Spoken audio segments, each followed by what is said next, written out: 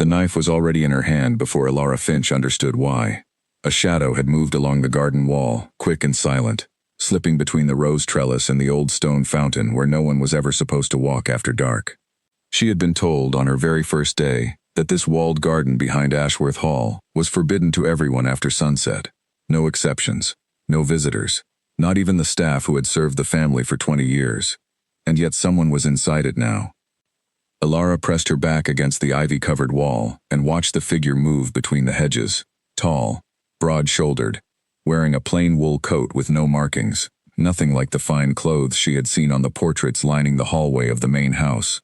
For a moment she wondered if she was looking at a thief, someone who had heard rumors about the garden and come to see what secret was worth guarding so closely. She had taken this position 3 days ago, after answering an advertisement that gave almost no details. Garden keeper wanted. Discretion required. Generous wage. She needed the money badly enough that she had not asked too many questions when the housekeeper, a stern woman named Mrs. Pemberton, walked her through the terms. Watch the garden. Let no one enter after dark. Never ask what lies beyond the far hedge. Never speak of what you see to anyone in the village. Elara had agreed to all of it without hesitation, because her younger sister Nora was waiting for her back in their small rented room in town, and rent was due at the end of the month, and there were few jobs left that a woman with no family name could take. Now, crouched in the dark with her heart hammering, she began to think she had made a terrible mistake. The figure stopped near the fountain and looked up at the sky, as if searching for something in the stars. Elara used the moment to move closer, staying low, keeping to the shadows the way her father had taught her years ago, back when he still worked as a gamekeeper and she used to follow him through the woods pretending to be invisible. She reached the edge of the hedge closest to the fountain and peered through the gap in the leaves. The man turned. For one terrible second their eyes met, and Elara froze, certain she had been caught. Then, without thinking, she stepped forward and spoke in the firmest voice she could manage. "You are not allowed here," she said. "This garden is closed after dark. I must ask you to leave immediately, or I will call for the house guards." The man did not run. He did not even look surprised. Instead, he studied her for a long moment, his expression unreadable in the dim moonlight, and then he let out a short, quiet laugh, as if she had said something unexpectedly amusing. "You must be the new keeper," he said. "Mrs. Pemberton mentioned someone had been hired for the garden. I did not expect her to be quite so fast on her feet." Elara's grip tightened on the small blade in her hand. "Who are you?" she asked. "Answer me now." The man stepped out from behind the fountain, into a patch of moonlight that fell between the branches above, and it was only then, seeing his face clearly for the first time, that Elara understood exactly how badly she had misjudged the situation. She had seen that face before. Not in person, but in the enormous portrait hanging above the staircase in the main hall, the one Mrs. Pemberton had pointed to on her first day and told her, with obvious pride, that this was Duke Alaric Vane, master of Ashworth Hall and one of the wealthiest men in the county. The man standing in front of her now, dressed like a common laborer, with dirt on his boots and no signet ring on his hand, was the same man from that portrait. Elara felt her stomach drop. She lowered the knife slowly, though her fingers were still trembling. "Your Grace," she said quietly, "I did not recognize you." "That was rather the point," he said, and though his tone was calm, there was something guarded beneath it, something careful. "Most nights I come here to be exactly no one, not a duke, not the head of this household. Just a man walking through his own garden. I would ask that you keep this between us." Elara hesitated. She thought of the strict instructions Mrs. Pemberton had given her, the long list of things she was never to speak of, and she wondered suddenly if this was exactly what those warnings had been protecting. Not a secret hidden in the garden itself, but a man who needed somewhere in the world where no one expected anything of him. "I was told no one enters this garden after dark," she said carefully. "I did not realize that included you." "It especially includes me," the Duke said, and for the first time something like real weariness crossed his face. "Everywhere else on this estate, I am watched, judged, expected to behave a certain way, say certain things, wear a certain expression no matter what I am feeling underneath it. This garden is the only place left where that is not true. I would very much like it to remain that way." Elara studied him in the moonlight. He did not look like the cold, distant figure the villagers whispered about, the Duke who rarely left his estate and rarely smiled at anyone. He looked tired, ordinary, almost lonely. She thought of her own reasons for taking this job, the money she desperately needed, the sister depending on her, and she made a quick decision. "I was hired to guard this garden," she said, I intend to do that job properly. But if the person I am guarding it from is you, then I suppose I have very little to worry about tonight." Something shifted in his expression, not quite a smile, but close to one. "Thank you," he said. "What is your name?" "Elara Finch, Your Grace." "Elara," he repeated, as though testing the sound of it. Then he glanced toward the far end of the garden, where a low stone wall separated the hedges from a smaller, more overgrown section that Elara had noticed on her first walk through the grounds, but had not yet explored. "That part of the garden is not for anyone," he said, his voice suddenly quieter. "Not even for me, most nights. I would ask that you never go beyond that wall." Elara nodded, though the mystery of it pulled at her curiosity immediately. "May I ask why?" "Not tonight," he said. "Perhaps not for a long while. But I promise you, Elara Finch, it is not a place that holds anything dangerous. Only something I am not yet ready to speak of." They stood there for a moment in silence, the fountain trickling softly behind them, the night air cool and smelling of turned earth and roses. Elara had expected her first night on this job to be quiet and uneventful, a simple matter of walking the perimeter and checking the gates. She had not expected to be standing face to face with the Duke of Ashworth himself, sharing a secret neither of them had asked to share. "I should return to the house before I am missed," he said finally. "Thank you for not raising an alarm." "I nearly did," she admitted. "I noticed," he said, and this time the smile reached his eyes. "You held that knife like you meant to use it." "I did mean to use it," she said honestly, and he laughed again, softer this time, a real sound rather than a polite one. "Good," he said. "Then I know the garden is in capable hands." He turned to leave, moving toward a small gate on the far side of the garden that Elara had not noticed before, hidden behind a curtain of ivy. Just before he disappeared through it, he glanced back at her. "I will return tomorrow night," he said. "If that troubles you, tell me now, and I will find another way to be alone."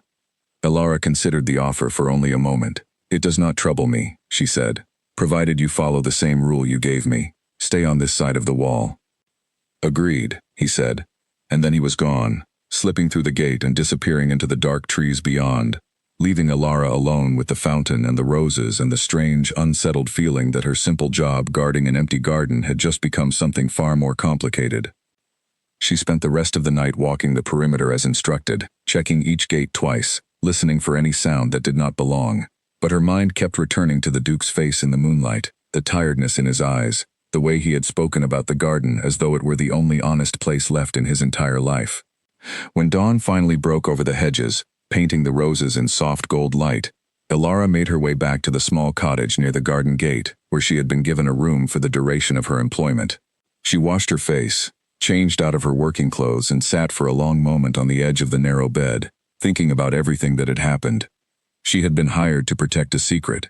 She had assumed the secret was a place, a hidden treasure, perhaps some scandal, buried in the overgrown section beyond the stone wall. She had not imagined that the secret might be a person, a man stripped of his title and his armor, searching for a few stolen hours where he could simply exist without the weight of an entire estate resting on his shoulders. Whatever waited beyond that far wall, whatever the Duke was not yet ready to explain, Elara understood one thing with sudden, quiet certainty. Her time at Ashworth Hall was not going to be the simple, uneventful post she had expected when she signed her name to the contract 3 days ago. And despite the danger she sensed lurking somewhere beneath the surface of it all, despite every warning Mrs. Pemberton had given her about asking too many questions, Elara found herself already looking forward to the following night, when the Duke would return to his garden, and she would be there waiting, guarding a secret she was only just beginning to understand. Later that morning, Mrs. Pemberton found her in the small garden shed, sorting through tools left by the previous keeper. The older woman's sharp eyes studied Elara's face for a long moment, as though searching for something. "Quiet night?" she asked, though it did not quite sound like a question. "Quiet enough," Elara answered carefully. Mrs. Pemberton nodded slowly, but she did not look entirely satisfied with the answer. "Good," she said. "Keep it that way.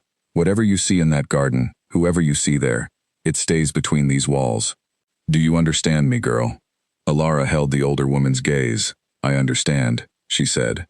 But even as she spoke the words, she wondered exactly how much Mrs. Pemberton already knew, and how many keepers before her had stood in this very shed, making the exact same promise. The next night came slower than Elara expected, each hour stretching longer as she waited for the sky to darken over Ashworth Hall. She spent the day walking the garden paths in daylight, memorizing every turn, every hidden bench, every place where shadows pooled thickest once the sun went down. She found herself standing more than once at the low stone wall the Duke had warned her about, staring at the tangle of overgrown roses and broken statues on the other side, wondering what story lay buried beneath all that neglect. By the time evening fell, she had convinced herself that the previous night had been some strange, isolated event, a chance meeting that would not repeat itself.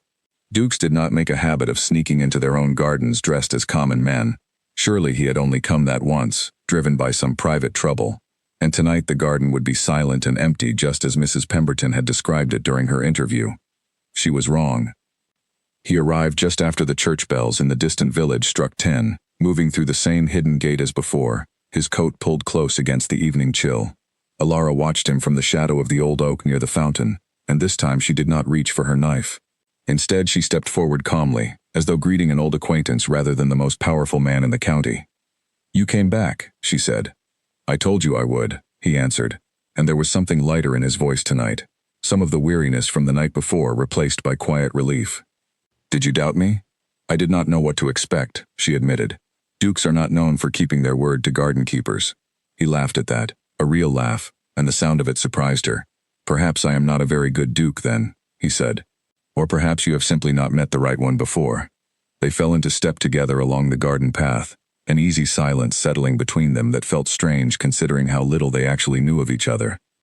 Alara found herself studying him as they walked, noticing the small details that separated the man beside her from the cold portrait hanging in the main hall. He walked with his hands in his pockets rather than clasped formally behind his back. He glanced at the flowers as he passed them, occasionally reaching out to touch a petal, as though checking that they were real. "May I ask you something?" she said finally, unable to hold back her curiosity any longer. "You may ask," he said. "I cannot promise I will answer." "That seems fair," she said. "Why do you come here at night, dressed like this, pretending to be someone you are not?" The Duke was quiet for a long moment, long enough that Alara began to think she had overstepped, that she had asked one question too many, and ruined whatever fragile trust had formed between them the night before. But then he spoke, his voice low and careful, as though choosing each word with great effort. "Being a duke is not a life I chose," he said. "It was given to me the day my father died, when I was barely old enough to understand what the title meant. Since then, every moment of my life has belonged to this estate. Every decision I make is weighed and measured by 100 different people who depend on me getting it right. My brother watches for any sign of weakness. The staff watch to see if I will be kind or cruel. The tenants watch to see if their homes are safe another season. I have not had a single moment in years that belonged only to me." "Except here," Alara said quietly. "Except here," he agreed.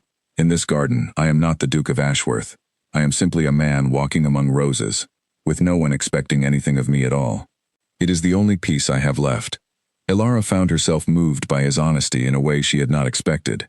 She had imagined dukes and lords as distant, untouchable figures, men who lived lives so different from her own that they might as well belong to another world entirely. But the man walking beside her sounded, in that moment, no different from any tired laborer returning home after a long day, desperate for a few hours where the weight of the world could be set down. "What is it you carry?" she asked, then hesitated. "I do not mean to pry, but you speak as though something heavier than the title itself follows you."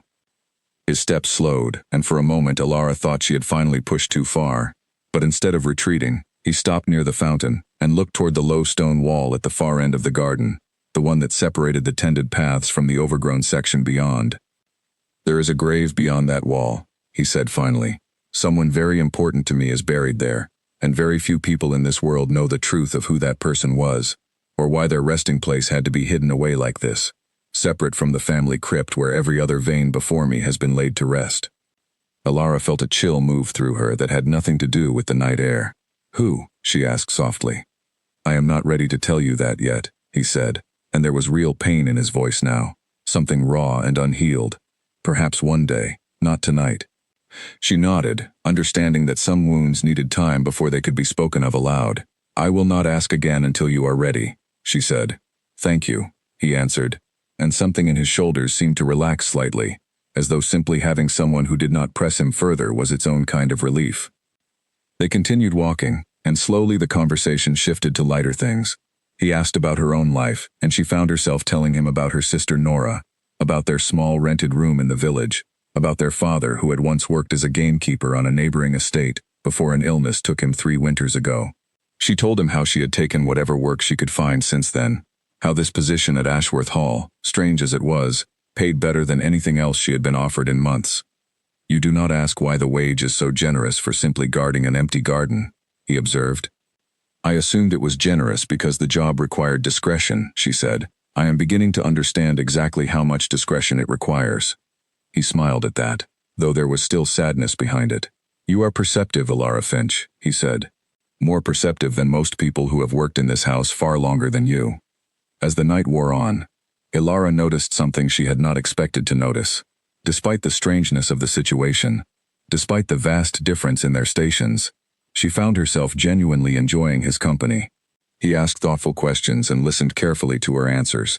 He laughed easily when she made a dry observation about the ridiculous portraits lining the main hall, all those stiff, unsmiling ancestors staring down from their gilded frames. It grew late, later than Alara had realized, and eventually the Duke glanced up at the position of the moon and sighed. "I must return before I am missed," he said. "Edmund keeps late hours these days, and I would rather not explain where I have been." "Edmund," Alara repeated. "Your brother." "My brother," he confirmed, and something guarded crept back into his voice, replacing the ease of the last hour. "He is ambitious, and he does not entirely trust that I am fit to hold this title. If he learns I sneak into this garden at night, dressed like a common man, he will use it against me in whatever way benefits him most. Then I will make certain he never learns it from me," Alara said firmly. The Duke studied her for a long moment, something unreadable passing behind his eyes. "I believe you," he said finally. "I am not entirely certain why, given how little we know of each other, but I believe you." "Perhaps that is enough for now," she said. "Perhaps it is," he agreed. He turned to leave, moving toward the hidden gate as he had the night before. But this time he paused before stepping through it, glancing back at her one final time. "I find myself looking forward to tomorrow night already," he admitted, and there was something almost boyish in the confession, something that had nothing to do with dukes or titles or the weight of an entire estate. "So do I," Alara said, surprising herself with how easily the words came. He smiled, a real smile this time, and then he was gone, disappearing through the ivy-covered gate into the darkness beyond. Alara stood alone in the garden for a long while after he left, listening to the fountain trickle softly in the quiet night, thinking about everything he had told her, and everything he had not. A hidden grave beyond the far wall, a brother who could not be trusted, a man who had not had a single moment of peace in years, until this garden, until, perhaps, tonight. She thought of Mrs. Pemberton's warning, the strict instructions never to ask what lay beyond the far hedge, and she understood now with growing clarity that the secret this garden protected was far more delicate than she had first imagined. It was not simply a matter of privacy or scandal. It was grief, carefully hidden, carrying with it dangers she could not yet fully see. As she finally made her way back to the small cottage near the garden gate, the first hints of dawn beginning to color the eastern sky, Alara found herself thinking not of the wage that had drawn her to this position, nor even of her sister waiting for her return in the village. She found herself thinking instead of the Duke's tired eyes in the moonlight, and the quiet, unexpected warmth that had settled in her chest during their long walk through the roses. Whatever secret waited beyond that stone wall, whatever danger might come from a brother who trusted nothing and no one, Alara knew with sudden certainty that she was already too invested to simply walk away. She had come to Ashworth Hall for the money. She was beginning to suspect she would stay for reasons far more complicated than that. 3 days passed in that strange, private rhythm before anything changed. Each night the Duke came through the hidden gate, and each night Alara found the space between them growing smaller, the conversation easier, the silences less careful. She learned that his name, when spoken by no one who demanded formality, was simply Alaric, and that he preferred it that way, at least within the walls of this garden. She learned that he had once wanted to study architecture before his father's death forced different plans upon him, and that he still kept sketches of buildings hidden in a drawer no one else knew about. She told him about Nora in return, about how her sister had a talent for sewing that could rival any seamstress in the county, if only she had the proper training, about how Alara had promised their father on his deathbed that she would see Nora settled somewhere safe and comfortable, whatever it cost her. On the 4th night, everything changed.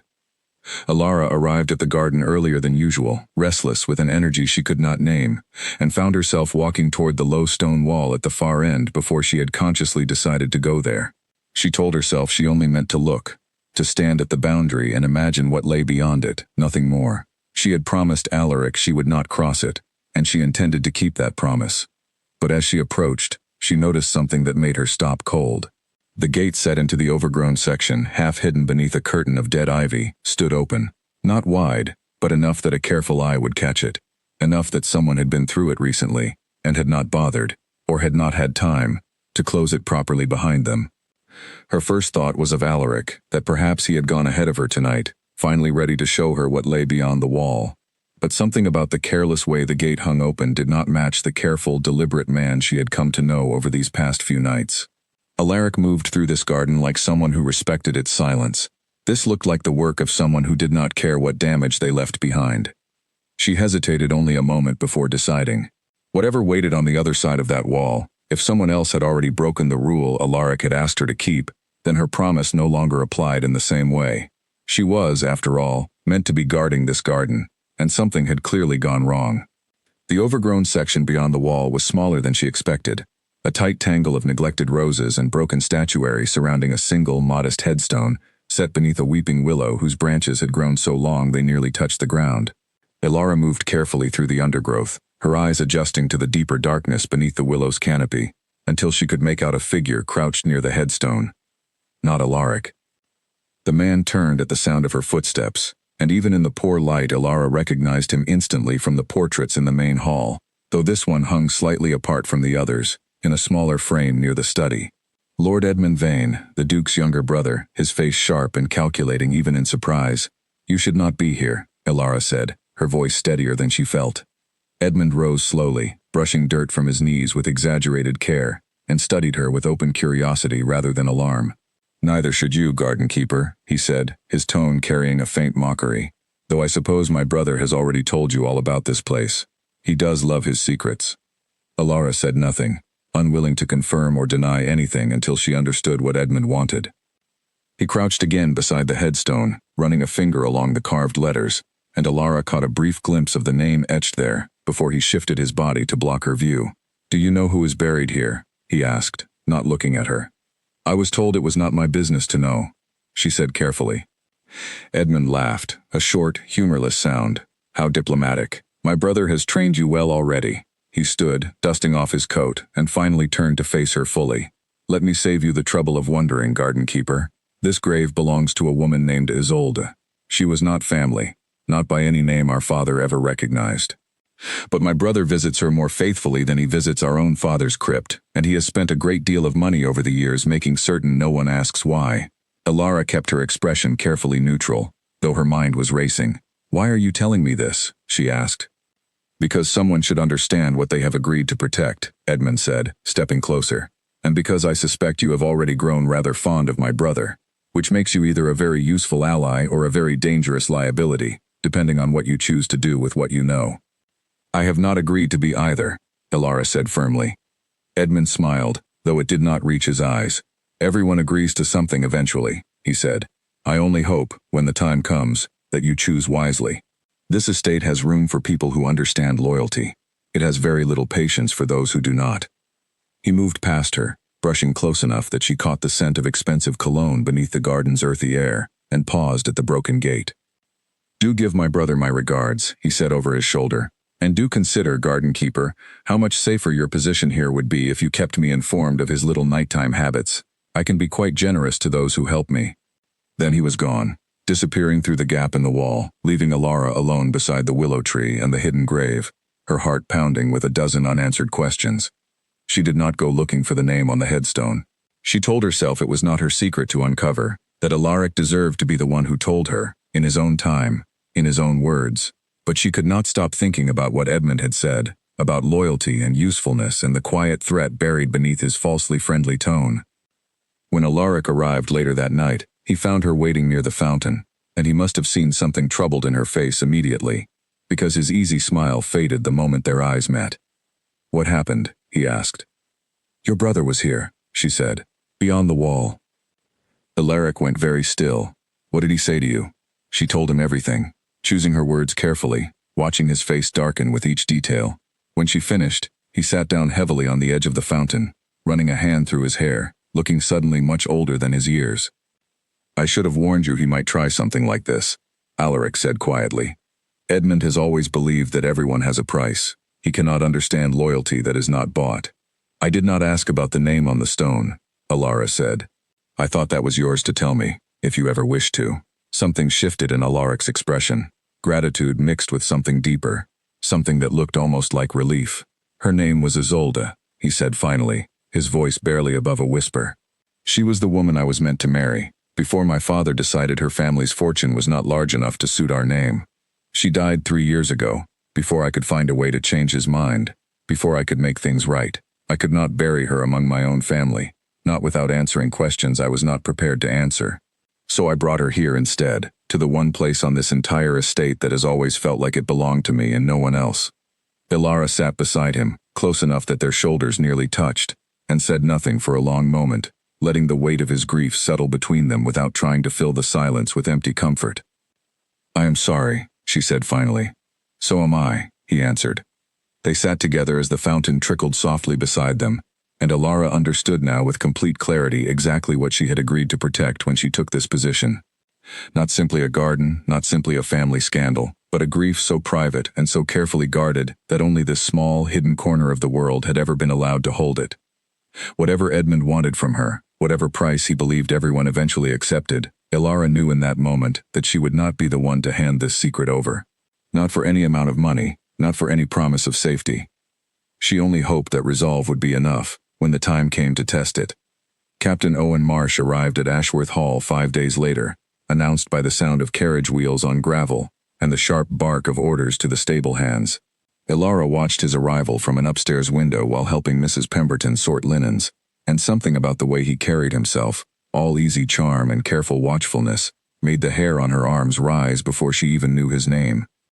"A friend of Lord Edmund's," Mrs. Pemberton explained, her tone carrying none of its usual warmth when she spoke of Edmund or his associates. "He served with the Navy for some years, made himself useful to certain powerful men, and now he collects favors the way other men collect books. He will be staying with us for the fortnight. Mind yourself around him, girl." Alara did not need the warning twice. She had already learned enough about the tensions running beneath the surface of this house to know that anyone Edmund called friend was worth watching carefully. She did not have to wait long to understand why. 2 nights after his arrival, Alara found Captain Marsh standing near the garden gate just after dusk, before Alaric was due to arrive, examining the lock with far more interest than idle curiosity would explain. "Can I help you find something, Captain?" she asked, keeping her voice pleasant despite the unease coiling in her stomach. Marsh turned with an easy smile, the kind that had probably charmed a great many people into lowering their guard before. "Merely admiring the grounds, Miss Finch," he said. "Word travels quickly in a house this size. I understand you have quite an unusual position here, guarding a garden that most of the staff are forbidden to enter." "It is a private garden," she said carefully. "The family values its privacy." "Of course," he said, though his eyes moved past her toward the hedges beyond, calculating something she could not quite read.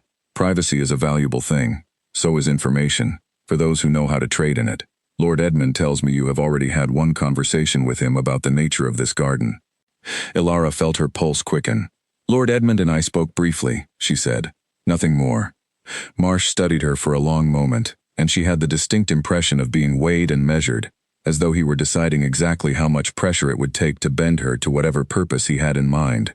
"I have found, in my experience, that everyone eventually decides where their loyalties truly lie," he said finally. "Family, money, survival. I wonder, Miss Finch, which of those matters most to you?" "My work matters to me," she said firmly. "I intend to do it well, regardless of who is watching." "A wise answer," he said, though something in his tone suggested he did not entirely believe her. He glanced once more toward the garden gate, then offered a small, polite bow. "I will leave you to your duties then. Do give some thought to what I have said. Times may come when loyalty to the wrong person proves costlier than you expect." He left without waiting for a response, and Alara stood alone by the gate for a long while afterward, her thoughts racing. She had not told him anything of substance, had given away nothing that Edmund did not already suspect, but the encounter left her rattled in a way she could not easily shake. a growing sense that the walls of this quiet garden were not nearly as safe as they had once felt.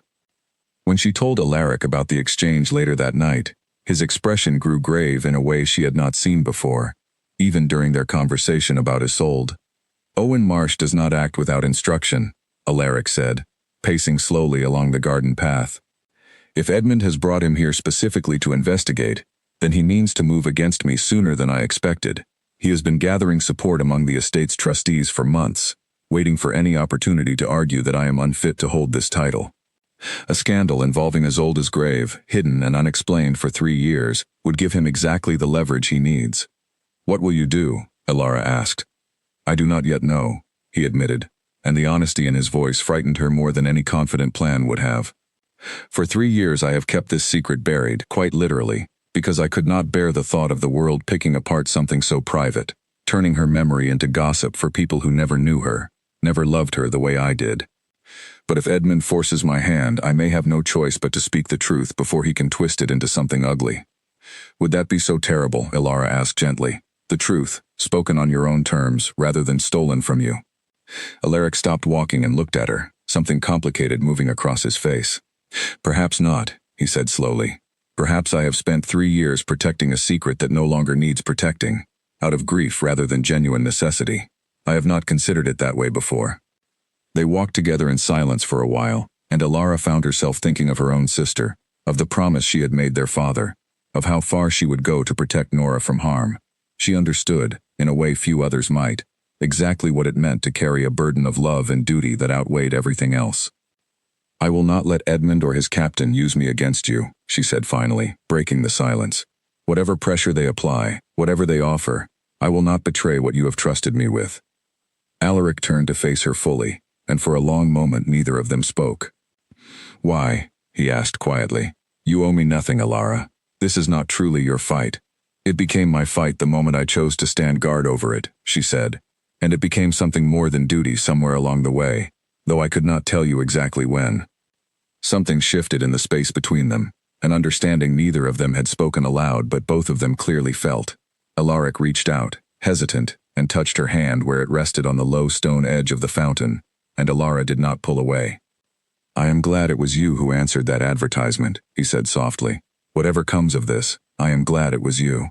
They stood there together, as the moon climbed higher above the garden walls, aware that whatever quiet peace they had built over these past days, now stood on increasingly unstable ground. Edmund would not stop searching for leverage.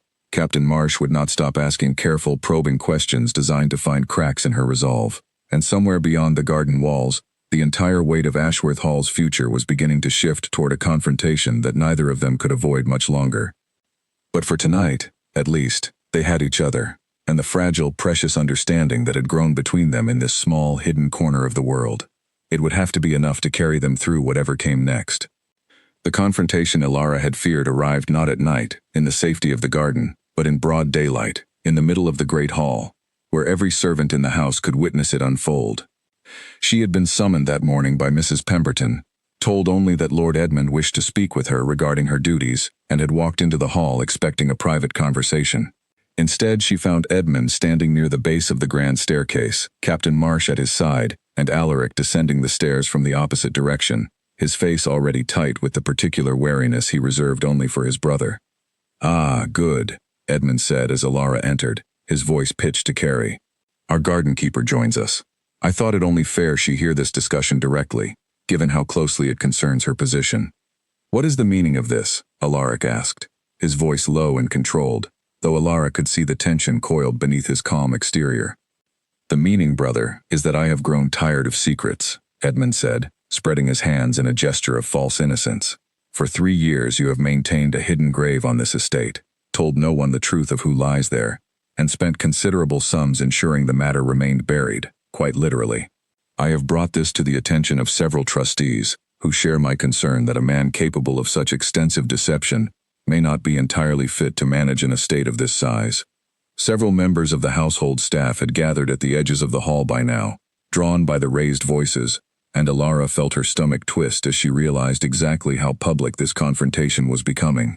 This was not a private disagreement between brothers. This was a performance, staged deliberately by Edmund to force his brother's hand in front of witnesses. You know nothing of what you speak, Alaric said, his voice sharpening with the first real edge of anger Alara had heard from him.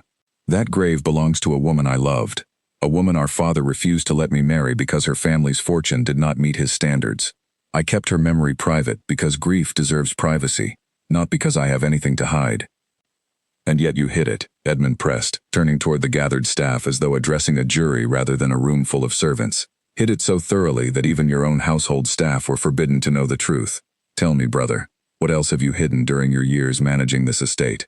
What other decisions have been made in secret, away from the scrutiny they deserve? Alara watched Alaric's hands clench at his sides, watched the years of careful, controlled composure begin to crack under the weight of his brother's public accusation. She thought of everything he had told her in the quiet privacy of the garden, the grief he had carried alone for 3 years, the desperate need for even one small corner of the world where he did not have to defend himself to anyone. And she thought of her own promise, made beneath the moonlight, that she would not let this secret be used as a weapon against him. Before she fully decided to speak, she found herself stepping forward, her voice cutting clearly through the tension filling the hall. I can speak to this if it would help, she said. Every eye in the room turned toward her. Edmund's expression flickered with something like satisfaction, clearly assuming she had finally decided to accept whatever bargain he had offered days earlier. Captain Marsh watched with sharp, calculating interest. And Alaric turned to look at her with an expression of genuine alarm, as though afraid of what she might be about to say. I have served as garden keeper here for nearly 2 weeks, Alara continued, keeping her voice steady despite the pounding of her heart. In that time, I have seen the grave Lord Edmund speaks of. I have also seen how carefully and respectfully his grace tends it, how much genuine grief he carries for the woman buried there. This is not the behavior of a man hiding some scandal or crime. It is the behavior of a man who loved deeply and lost that love before he could make things right. I do not believe that grief, kept private out of love rather than malice, says anything at all about a man's fitness to manage an estate. Edmund's satisfaction curdled into something colder.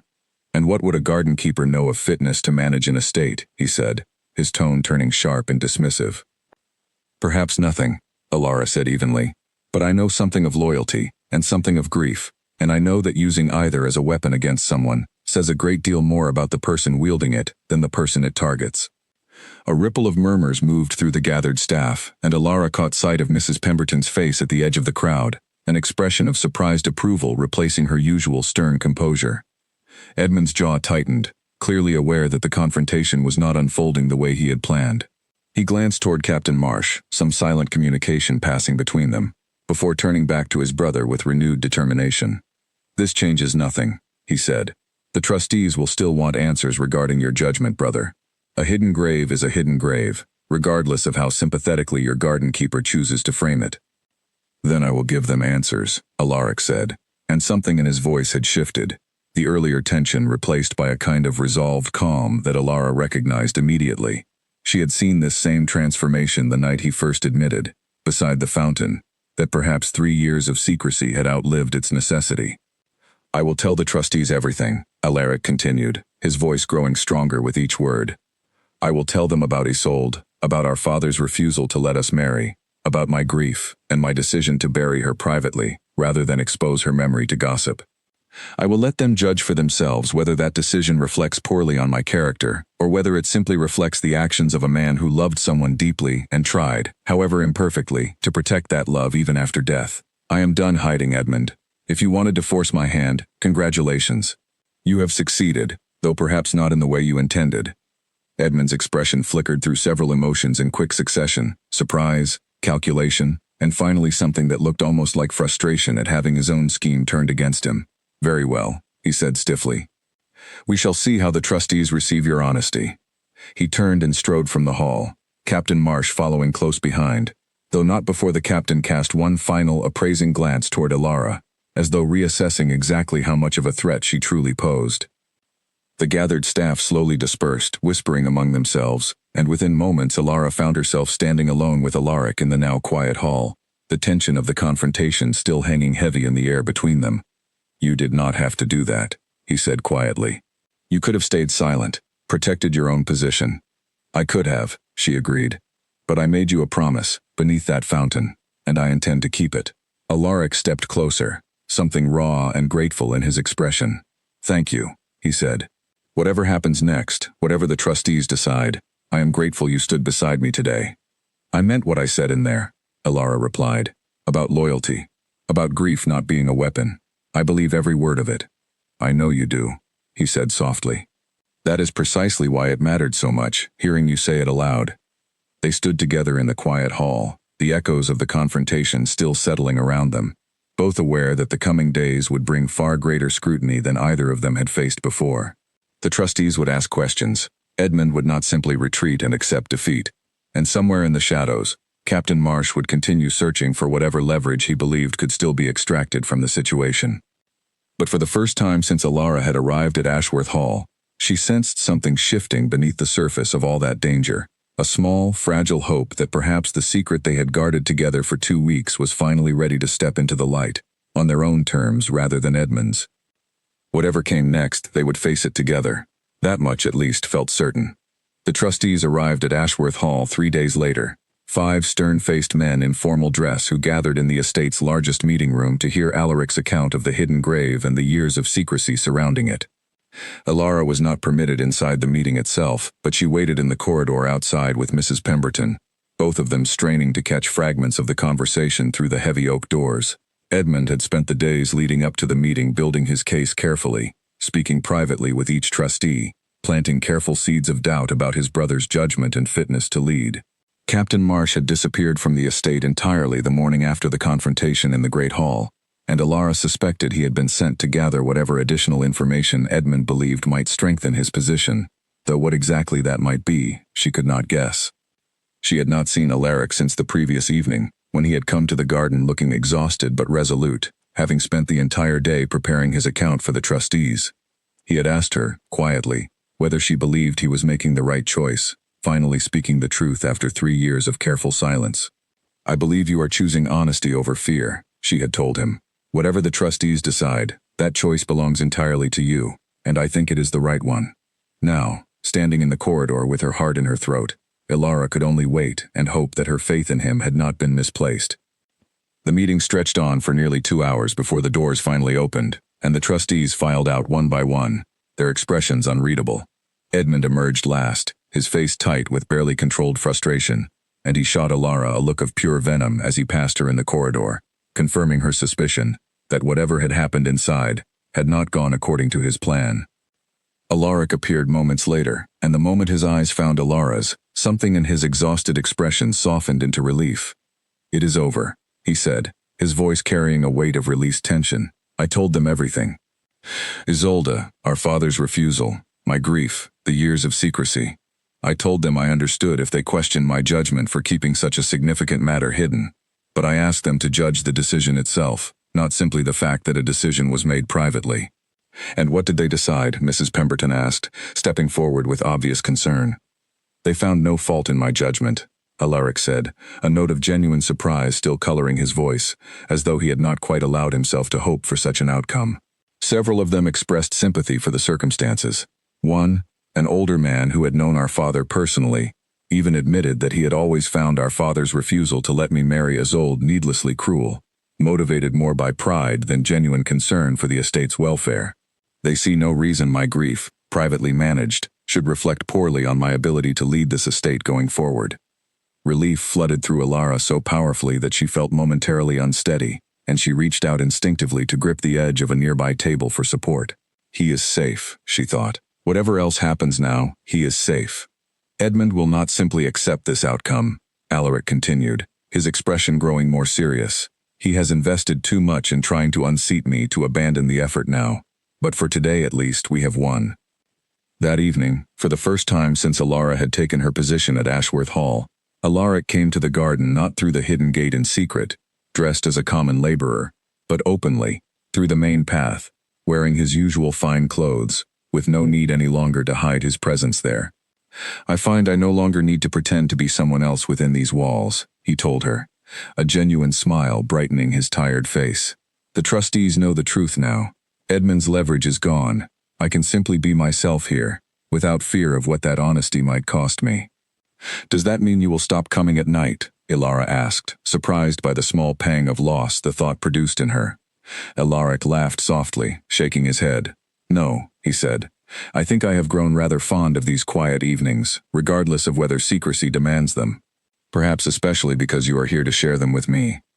They walked together toward the low stone wall at the garden's far end, and for the first time, Alaric did not hesitate before stepping through the broken gate into the overgrown section beyond.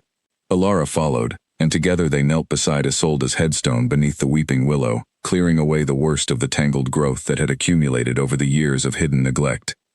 "I think it is time this garden received proper care," Alaric said, running his fingers gently over the carved letters of the headstone. "Not hidden away and forgotten, but tended honestly, as a place of memory rather than a place of shame." "I would be honored to help with that," Alara said quietly. They spent the remainder of the evening working together in comfortable silence, clearing weeds and trimming the overgrown roses that had once framed the grave before years of secrecy allowed them to run wild. As the moon rose higher above the garden walls, Alaric finally sat back on his heels and looked at Alara with an expression she had not seen from him before, something open and unguarded in a way that went beyond even their earlier late-night conversations. "I owe you a debt I do not know how to repay," he said. "You stood beside me when my own brother tried to turn my grief into a weapon. You spoke truths I could not yet find the courage to speak myself. Whatever happens next with this estate, with Edmund, with the trustees, I know now that I do not have to face it entirely alone." "You have never needed to face it entirely alone," Alara said gently. "You simply had not yet found the right person to stand beside you." Alaric reached out and took her hand, his touch warm and steady in the cool night air. "I believe I have found her now," he said softly. Alara felt her heart swell with an emotion she had been carefully avoiding naming these past 2 weeks, something that had grown slowly and quietly in the shared silences of this garden, in the honesty they had built between them despite every reason caution should have kept them apart. "Whatever comes next," she said, "I intend to remain exactly where I am." They sat together beneath the willow tree, as the night deepened around them, the garden no longer a place of hidden secrets and careful pretense, but something new entirely, a place where truth had finally been allowed to take root alongside the roses.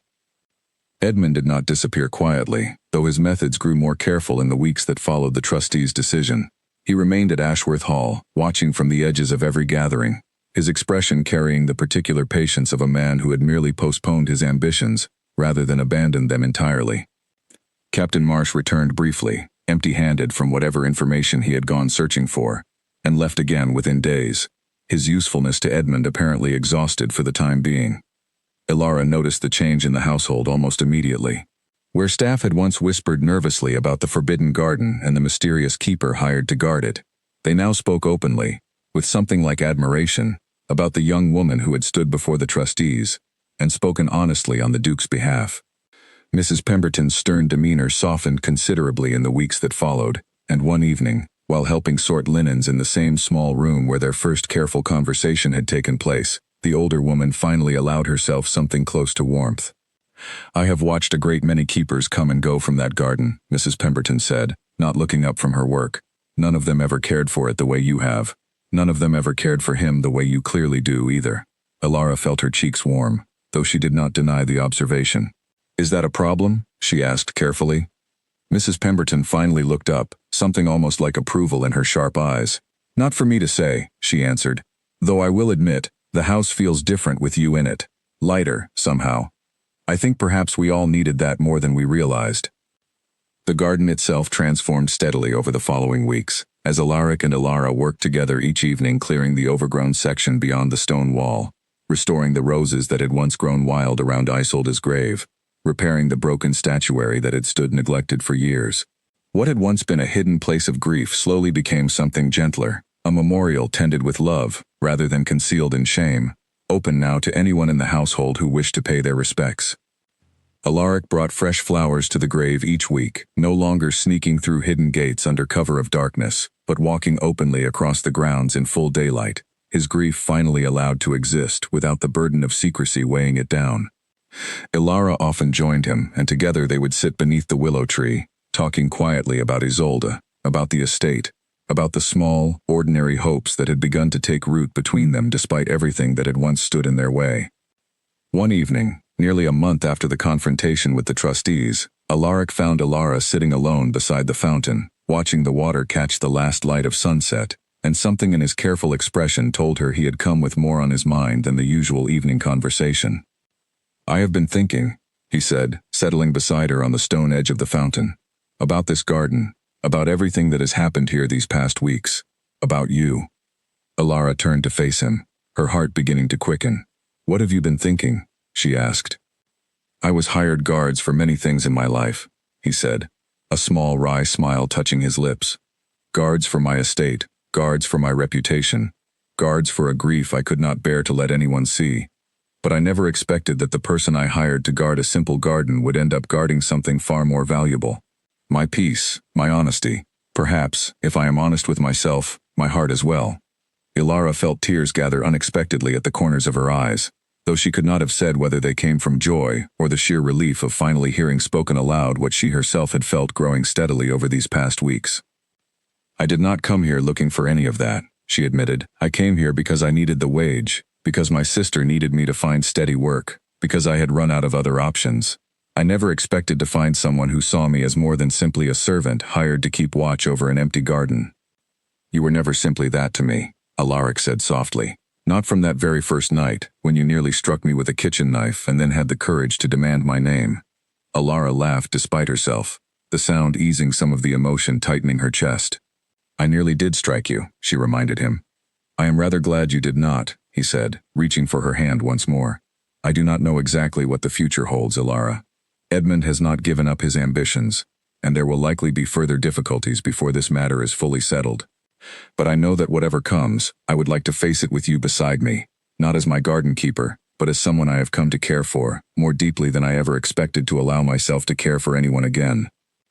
Ilara squeezed his hand, feeling the weight of the past month settle into something solid and hopeful, rather than uncertain and precarious. "I would like that as well," she said. "Whatever comes, I do not intend to walk away from this garden, or from you."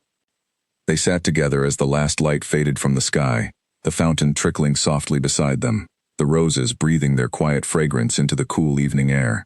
Somewhere beyond the garden walls, Edmund continued his careful scheming, and Captain Marsh continued gathering whatever information he believed might still prove useful. The future remained uncertain in many ways, full of challenges neither of them could fully predict. But within the walls of this garden, the same walls Alara had once been hired simply to guard, something far more valuable than any secret had finally been allowed to grow freely into the open. Not a hidden grief, carefully buried and protected from a judging world, but an honest, unguarded love, tended as carefully and patiently as the roses that bloomed richly around them, no longer needing darkness or secrecy to survive. Nora moved into a small cottage on the estate grounds within the month, her sewing skills quickly finding appreciative patrons among the household, and the wider county, once word of her talent began to spread. Ilara watched her sister settle into a life of stability and comfort that had once seemed impossibly distant, and she understood with quiet gratitude that the frightening leap she had taken in answering that vague, mysterious advertisement had led her to something far greater than she ever could have imagined. The garden that had once guarded a duke's hidden secret now stood as something entirely different, a place where honesty had triumphed over fear, where love had grown patiently in the space grief once occupied alone, and where a young woman who had come searching only for steady work had found, instead, a life she had never dared to hope for. And each evening, as the sun set behind the garden walls and the roses released their fragrance into the cooling air, Ilara and Alaric walked together along paths that no longer needed guarding from anyone at all, save perhaps from the world's tendency to forget how precious an honest, unguarded heart could truly be.